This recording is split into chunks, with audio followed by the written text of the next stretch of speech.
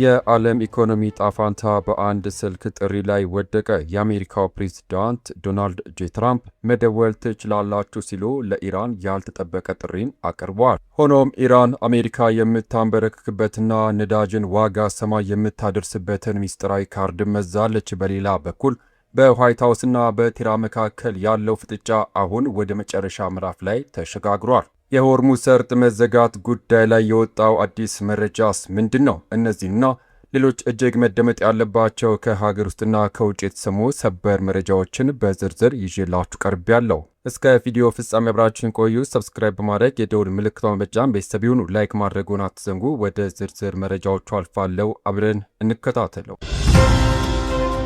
በቅድሚያም የኢራን አዲሱ የሰላም እቅድ። ኢራን የሆርሙዝ ሰርጥን ለመክፈትና ጦርነትን ለማቆም አዲስ የሰላም እቅድ አቅርባለች። ኢራን የሆርሙዝ ሰርጥን ለመክፈትና እየተካሄደ ያለውን ጦርነት ለማቆም እንዲሁም አከራካሪ የሆነውን የኑክሌር ድርድር ወደ ሌላ ጊዜ ለማስተላለፍ የሚያስችል አዲስ የሰላም እቅድ ማቅረቧ ተዘግቧል። ቲአርቲን ጨምሮ ዓለም አቀፍ የዜና አውታሮች እንደዘገቡት ይህ የሰላም ጥያቄ ለአሜሪካ የቀረበው በፓኪስታን አሸማጋይነት መሆኑም ተጠቁሟል። የሰላም እቅዱ በዩራኒየም ማበልጸግ ላይ ያሉትን ልዩነቶች ለጊዜው ወደ ጎን በመተው የአሜሪካን የባህር ላይ እገዳ በማንሳትና የንግድ እንቅስቃሴን ወደ ነበረበት በመመለስ ላይ ያተኮረ ስምምነት ላይ ለመድረስ ያለመ መሆኑም ተነግሯል።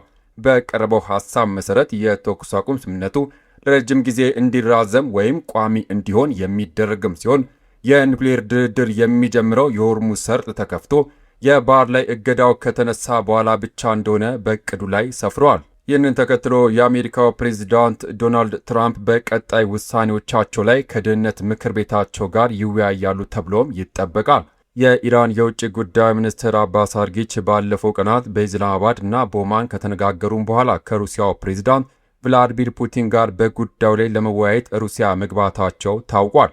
ኢራንና አሜሪካ ግጭቱን ለማቆም ቀጣይነት ያለው የድርድር ጥረት እያደረጉ ቢሆንም የሆርሙዝ ሰርጥ አስተዳደር የአሜሪካ የባህር ላይ እገዳና የኢራን ዩራኒየም ማበልጸግ ጉዳይ አሁንም ዋና አወዛጋቢ ነጥቦች ሆነው ቀጥለዋል።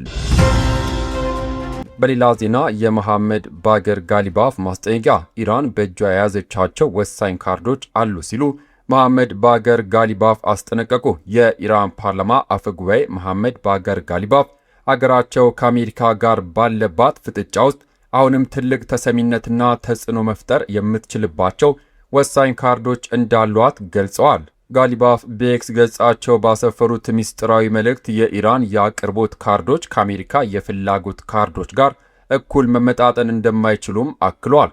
እንደ እርሳቸው ገለጻ ኢራን በአሜሪካ ላይ ጫና ለመፍጠር የምትጠቀምባቸው ዋና ዋና መሳሪያዎች የሆርሙዝ የባህር ወሽመጥ፣ ባብኤል መንደብና የነዳጅ ቧንቧዎች ናቸው። አፈ ጉባኤው አሜሪካ የስትራቴጂክ ነዳጅ ክምችቷን በመልቀቅና የዋጋ ማስተካከያዎችን በማድረግ የምትወስደው እርምጃ ኢራን መመከት እንደምትችልም ገልጿል። በተለይም የበጋ ረፍት አሜሪካን ለጥቃት ተጋላጭ ከሚያደርጋት አንዱ መሆኑን በፌዝ መልክም ጠቅሷል። ይህም ማለት በበጋ ወቅት በአሜሪካ የነዳጅ ፍላጎት ስለሚጨምር ኢራን አቅርቦት ላይ የምታደርገው ማንኛውም ተጽዕኖ የነዳጅ ዋጋ ሰማይ በማድረስ በዋሽንግተን ላይ ከፍተኛ የፖለቲካና የኢኮኖሚ ቀውስ ይፈጥራል ማለታቸው ነው። ይህ ንግግር ኢራን የዓለምን የኢኮኖሚ መተላለፊያ መንገድና የኃይል አቅርቦት እንደ ፖለቲካዊ መደራደሪያ ለመጠቀም ዝግጁ መሆኗን የሚያሳይ ግልጽ ማስጠንቀቂያ ተደርጎም ተወስዷል። አሜሪካ የነዳጅ ዋጋ እንዳይጨምር የምታደርገውን ጥረት ኢራን የባህር መስመሮችን በማወክ ልታከሽፈው እንደምትችል ባለሥልጣናቱ ፍንጭ ሰጥተዋል። በሌላ ዜና የትራምፕ የፎክስ ኒውስ ቃለ መጠይቅ። የአሜሪካው ፕሬዝዳንት ዶናልድ ትራምፕ ኢራን 2 ወር ሊደፍን የተቃረበውን ጦርነት የሚቋጭ ድርድር ማድረግ የምትፈልግ ከሆነ በስልክ መነጋገር እንችላለን አሉ። ትራምፕ እሁድ ዕለት ለፎክስ ኒውስ በሰጡት ቃለ መጠይቅ መነጋገር ከፈለጉ ማውራት እንችላለን፣ ሰዎች ግን አንልክም ሲሉም ተደምጠዋል። ፕሬዝዳንቱ ከፎክስ ኒውስ ጋር ባደረጉት ቃለ መጠይቅ ይህንን የተናገሩት አሜሪካ ወደ ኢራን ወደቦች የሚደረግ ጉዞ ላይ እንደጣለችው ገደብ ያሉ የስምምነት እንቅፋቶች እንዲወገዱ ከጠየቀች በኋላ ነው። ፕሬዝዳንት ትራምፕ ቅዳሜ ዕለት ተደራዳሪዎቻቸው ስቲቭ ዊትኮቭ እና ጃሬድ ኩሽነርን ወደ ፓኪስታን ዋና ከተማ ኢስላማባድ እንደሚልኩ ከተናገሩ በኋላ ሁለቱ አገራት በድጋሚ ድርድር ይጀምራሉ የሚል ተስፋ ጭኖ ነበር።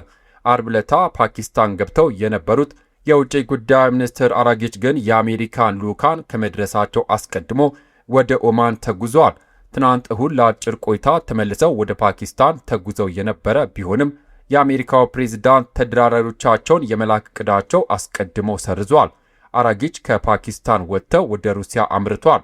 በዚያም ከፕሬዝዳንት ቭላድሚር ፑቲን ጋር እንደሚገናኙም ይጠበቃል። የኢራኑ የውጭ ጉዳይ ሚኒስትር ከዚህ ቀደም ኢራንና አሜሪካ ስታደራድር ወደ ነበረችው ኦማን ባደረጉት ቆይታ ስለ ወሳኙ የባህር መተላለፊያ ሆርሙዝ እንደተነጋገሩም ተገልጿል። ትራምፕ በፎክስ ኒውስ ቃለመጠይቃቸው መነጋገር ከፈለጉ ወደኛ መምጣት ወይም ሊደውሉን ይችላሉ፣ ታውቃለህ፣ ቴሌፎን አለ ሲሉም ገልጿል። ጥሩ ደህንነት የጠበቀ መስመር አለን ሲሉ በድጋሜ ልዑካን እንደማይልኩም ጠቁመዋል። አክለውም ስምምነቱ ውስጥ ምን መኖር እንዳለበት ያውቃሉ፣ በጣም ቀላል ነው፣ የኒውክሌር መሳሪያ ሊኖራቸው አይችሉም ሲሉ በድጋሚም አረጋግጧል። ይህ ካልሆነ የምንገናኝበት ምክንያት አይኖርም ማለታቸውን ሮይተርስ የዜና ወኪል ዘግቧል። ከቆይታ በኋላ ማህበራዊ ሚዲያ ገጻቸው ላይ ማድረግ ያለባቸው መደወል ነው በማለትም ትራምፕ ጽፈዋል። ትራምፕ ይህን ያሉት የፓኪስታን የፖለቲካና ወታደራዊ አመራሮች በቴህራንና ዋሽንግተን መካከል የተኩስ አቁም እንዲፈረም እየጣሩ ባሉበት ወቅት ነው። የዜና ወኪሉ አሶሺየትድ ፕሬስ ያነጋገራቸው አንድ የፓኪስታን ባለስልጣን ቀጥተኛ ያልሆኑ ንግግሮች መቀጠላቸውን ገልጿል።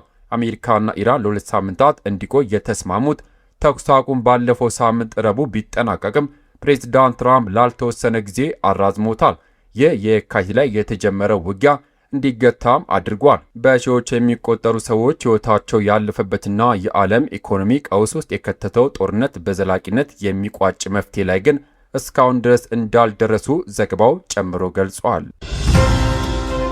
በሌላ ዜና የአባስ አራጊች የሩሲያ ጉዞ።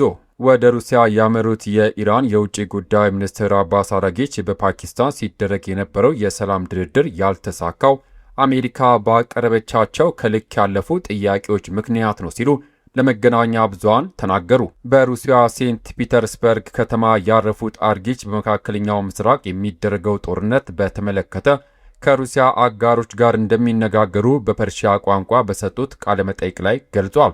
ከሩሲያ በፊት ወደ ፓኪስታን አቅንተው የነበሩት ውጭ ጉዳይ ሚኒስትሩ በኢስላማባድ የነበራቸው ቆይታ በምን አይነት ሁኔታ ውስጥ ድርድሩ ሊቀጥል ይችላል የሚለው ላይ ያተኮረ እንደነበረም አስረድተዋል። አራጊች በቃለ መጠይቃቸው በኢራን ስለተዘጋው የሆርሙዝ ወሽመጥም አንስቷል። በወሳኙ የባህር መስመር በኩል ደህንነቱ የጠበቀ ጉዞ ማድረግ ዓለም አቀፍ ጉዳይ ሆኖ መቀጠሉን የጠቀሱት አራጊች እንደ ኦማን ያሉ ጎረቤት አገር ወሽመጡን በተመለከተ ከኢራን ጋር ባላቸው የጋራ ፍላጎት ላይ እንዲሰሩም ጠይቋል።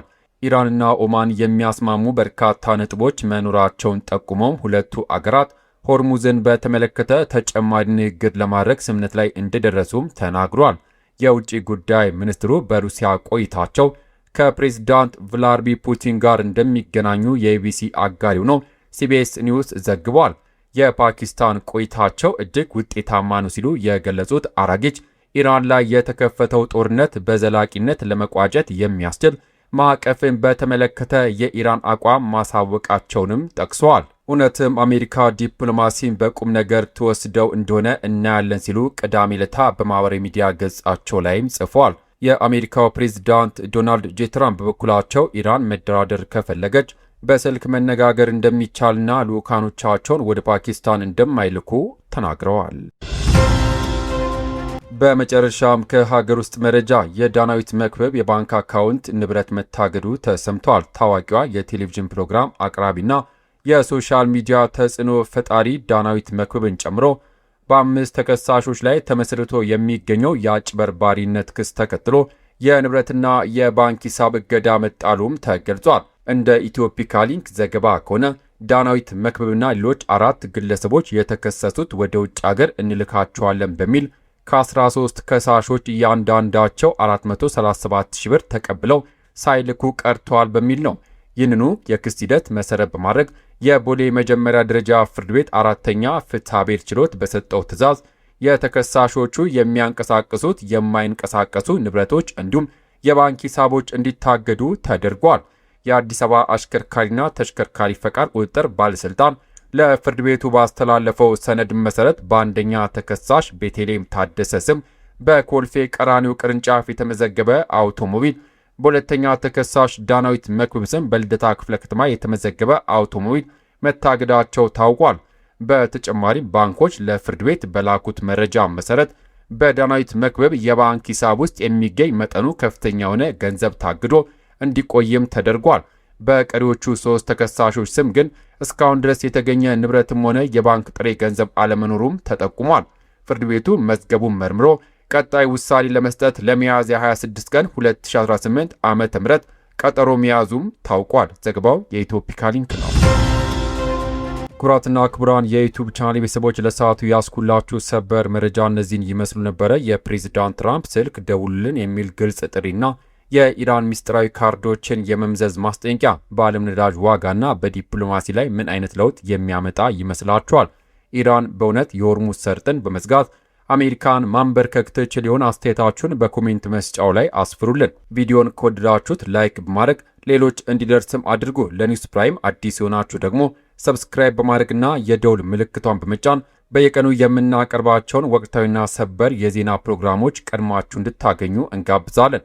በቀጣይ በሚወጡ በአዳዲስ መረጃዎች በምሽቱ ዘገባችን እስከምንገናኝ ድረስ በያለንበት የዓለም ዳርቻ ቸር እንቆይ።